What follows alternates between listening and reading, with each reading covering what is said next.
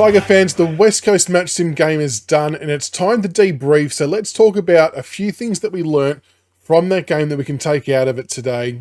First of all, look, I think the result clearly doesn't matter. The margin, the score, goals behind, everything like that is totally irrelevant for the type of simulation that it was.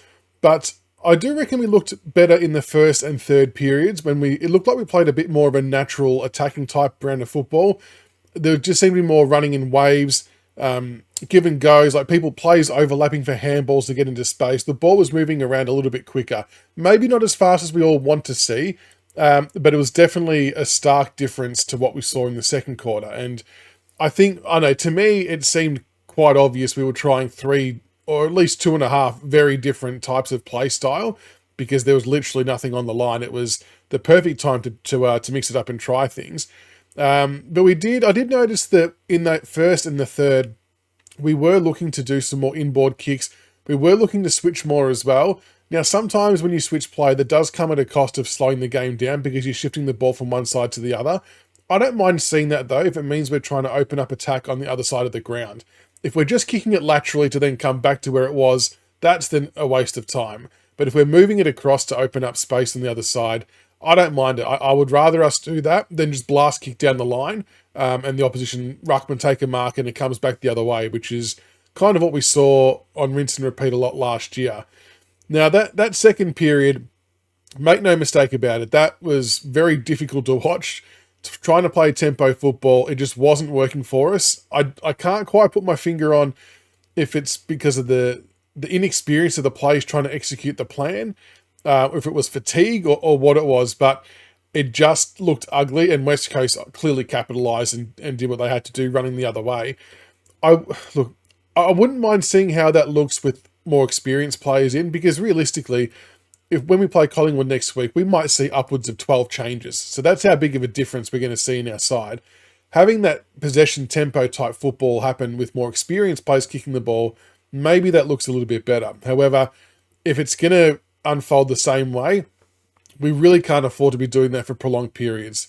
And I do understand that there are times in games where tempo football is required to try and halt momentum. Last year was a perfect time that we probably needed to learn how to do it because, as we all saw, there was plenty of games where opposition would get runs on of 5 or 6 goals really, really quickly, and we just couldn't stop the bleeding.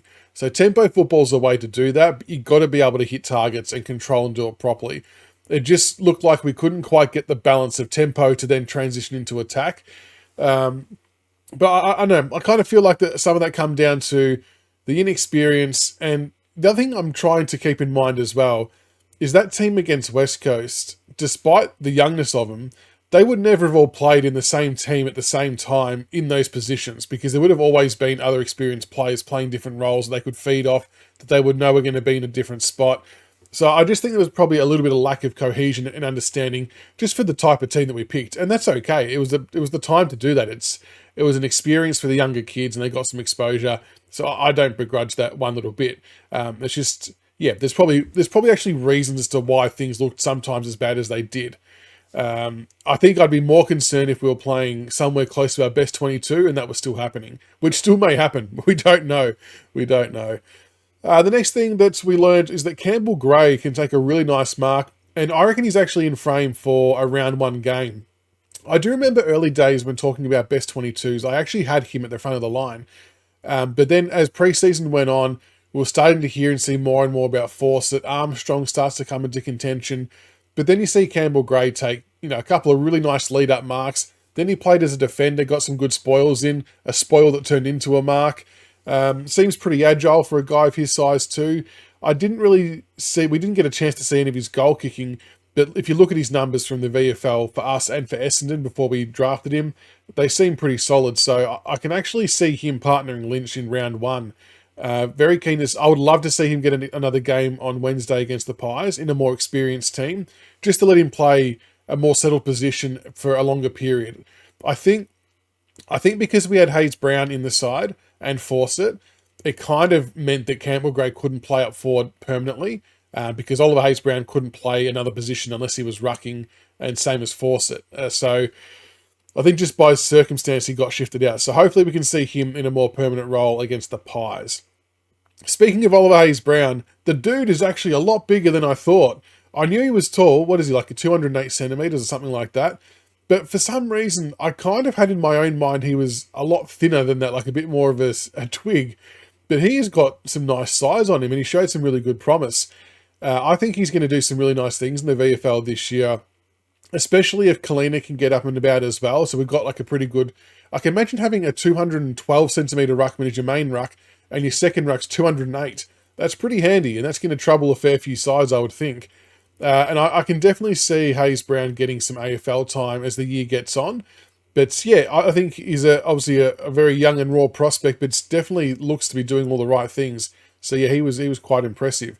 And the good thing about him being the height he is, and I kind of liken this to Mason Cox in a lot of ways, that if Hayes-Brown's going to try and mark the ball at the highest point, I would say that 8.5 times out of 10, the opposition are almost guaranteed to give away a free kick trying to stop him. So if he can get really, really good at his overhead marking in a contest, he's going to cause some serious issues.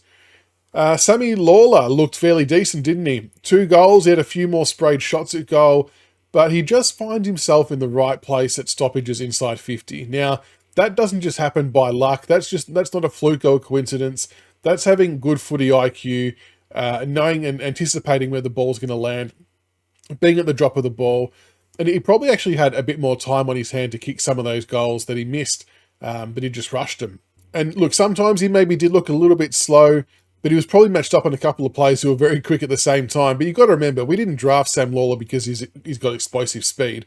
We drafted him because he's a powerful unit, uses his size, his strength to burst through tackles, and has a good footy brain and clearly a very good set shot at goal. So I can see him causing a bit of concern for people when he's playing half forward in the AFL.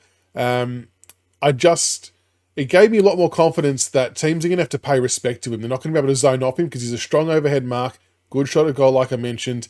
But hopefully we see him earlier. He obviously had the hit from the push from Jinbi, whatever his name is. And obviously come out today that he has a slight fracture in the jaw, which is not good. So we're hearing it's about 4 to 6 weeks. I dare say they'll take a conservative approach. The club remains optimistic they'll see him for round 1, but I won't be personally shocked if that rolls into round 2 and maybe round 3, just depending on how it goes. You've got to remember, it's his first year. There's zero need to rush back from it. I know the small fractures are like a better case scenario, but yeah, no need to rush.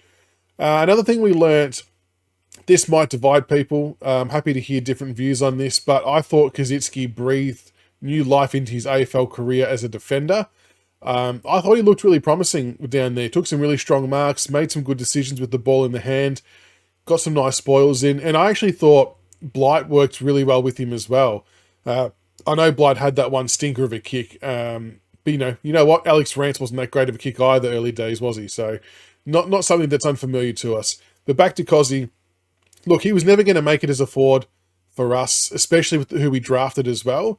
So his best chance was to be a defender. And I think I read somewhere he might have been an All-Australian defender for underage years or something. He's not unfamiliar with playing in defence, put it that way.